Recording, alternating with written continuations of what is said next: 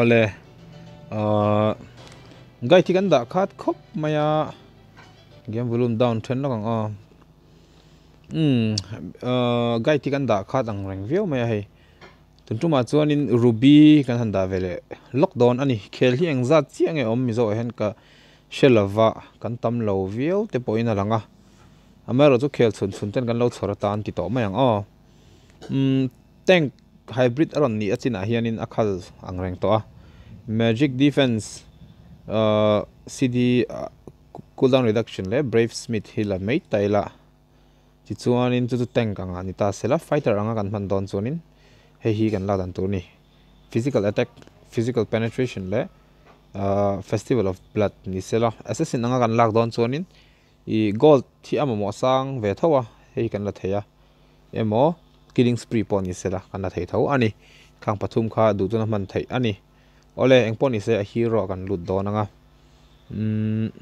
ti chuanin ruby hi life stealer thalu tu kan ya kan thre dangin tin trial card kan hmang mai nge hero hero le nei lovani hi he account hen chuanin tunata na chuanin festive fighter color anga chanchu tank fighter mani sela fighter in ka bil tram dona wangin ti chon hi flicker hi thabera du thu sama chon combination ti thei wang ani kha kha nakina kan soi fia tel don nia ole ruby hi first skill up masak ber turania a passive fancier tile ruby has 10% physical life steal effect of her own and inherits 125% physical life steal from equipment satia a basic attack here in life steal apelo shimshima ruby chu mase a skills here in life physical life steal apeveka a skills shimshim here in mo chu item atanga heng item endless bell kan tiang si vel ho mi hi 125% ani chon in 100% chu kan rianga hian 10% min peta se life steal 100% kan 10% tinania 125 ani dan chon in 10% ai sang kha life steal kha apedon che tin khal ni tani ti chuanin hey tank kan ni china hianin ama hi rom tir te pongai vechin te po oma kan rom tir thei mai anga tho me mar chu ama sabera chana skills an sai fia taila a tho me first skill chu he hi ni ti chuan a passive pakhat dang le hi chu kan thre tur chu skills a man zo piang in skills a man zo pianga hei hi iche tir chuanin atol thre ani hetiani ta sela san skill saman pa hei tian tol thre thei ta ni iti chet line chon ma lam zong te mi nan te tha em tin escape nan te hei hian mi ati tlan muang ta ni a first skill hian mo mi nan le mi tlan chet nan a tha em ani patrolling bot lo tlan ta se so ati tlan muang ta a nan hian tangkai em ani mo kha a first skill thodan chu ani a second skills ero hi chu aoe damage ani in cc thalut tuk tak mai ani tuna hian in normal bot hi pathum vel kan dang aoe damage ani dan chu ti hian a pot khom ani hei hian ama hi life steal thalut tuk taka pe ka wangin tangkai ta ni second skill hitin hei second skill hian kan thret tur chu draw ultimate ma deu aron zone level tur chevel kha ilo control thei ta ni kha khan mo tangkai ani chu tin gushan ten ron mark cha sela adegar panganen aron thlan ma chen lo second skill la I himlel the ni a damage tur khamo ti chuan third ero ultimate ero hi chu mi pot theya frankong dewin hei pot khom tha ema chon kha a combination chu ni deuh maya ti chuan skill sa hi mandan om vele ta ni flicker ka lang chana kha an sai fere lokanga flicker ila hianin hemi man roll che han flicker me hianin thui deuh kha ipot du thei ta ni tiang khan mo maro chu ka ti thera tu na khan kan ti thale lak don ni hei an vai khani pot phei ta ni tar chunga kha tangkai mani timing apiala ma khanin ara in thachin azaw zong kha iwat adjust mi poimo em ta hei kan mong kon ku mote po kon pot phani a pot thui mani chumi wang zonin lo en talokila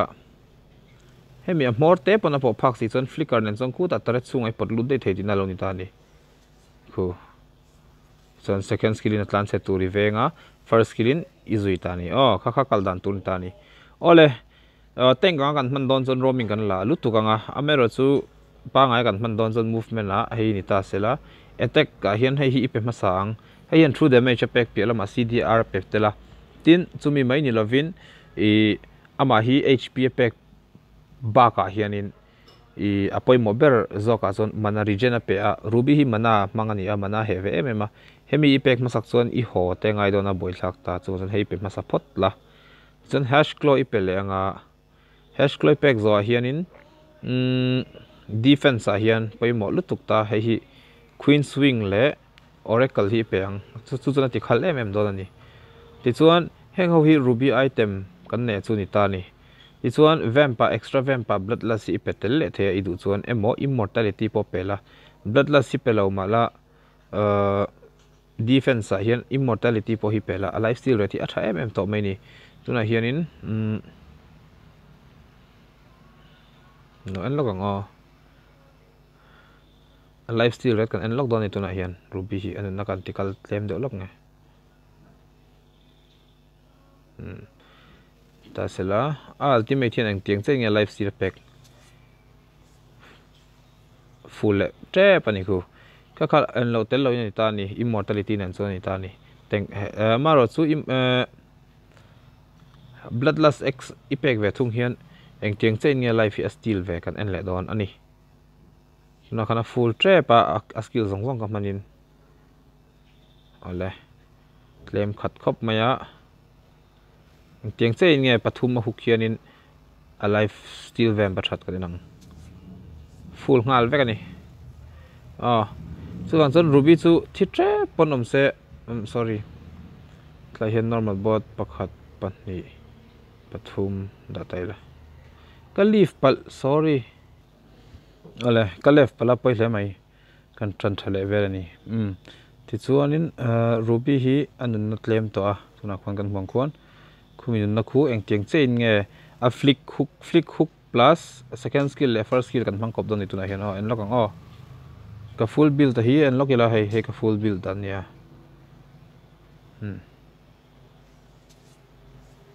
full rang khop mai tuna han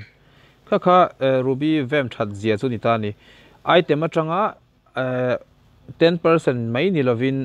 10% physical life steal mai ni lovin 125% a peka wangin 10% hi a plus don nge ti na ni ta ni anun na hian mo chumi awang chuanin ruby hi life steal a chun aden em amai ro su kan che tur su item ho hi atau ve ni endless battle te han la noi tur endless battle lak zo a hengte han la tur hianin gold thiangai tam ve chumi awang chuanin engen i rom lo vek point assassin emblem te pop mangla point om lutuk lo ani chuan chuanin ruby hi man nuam hero man rom ania escape an tha em a skill saman zo peng in a blink thei box ya second skill sani emo tlan chet pon ni se kha ti hian enemy ron pokha ti hian anot bo theita ti khan tha em ani kha tuna ta na ruby guide chuni sela comment lama enge ni